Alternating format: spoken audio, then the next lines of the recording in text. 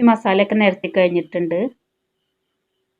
ഇനി അതിൻ്റെ മുകളിൽ നേരത്തെ ചെയ്ത പോലെ തന്നെ ബാക്കിയുള്ള ബ്രെഡ് കൂടി അതിൻ്റെ മേലെ ആ മുട്ടയിൽ മുക്കിയിട്ട് ഇതിലിങ്ങനെ വെച്ചുകൊടുക്കാം.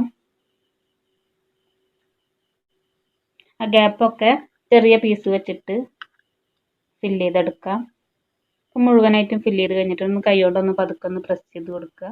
ഒരു ചട്ടി വെച്ചിട്ട് അത് ചൂടായി കഴിയുമ്പോൾ ഒരു 5 മിനിറ്റ് മുന്നേ വെച്ചിട്ടുണ്ട് കേട്ടോ. നന്നായിട്ടും ചൂടായിട്ട് ഈ പാത്രം അതിൻ്റെ മേലെ വെച്ചിട്ട് ഒന്ന് അടച്ചു വെച്ചിട്ട് വേവിച്ചെടുക്കാം.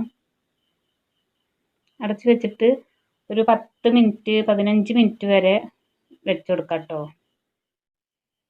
ഇനി അധികം ഗോൾഡൻ ബ്രൗൺ കളർ ആവണം എന്നുണ്ടെങ്കിൽ ഒരു 20-25 മിനിറ്റ് വരെ വെച്ച് കൊടുക്കാം.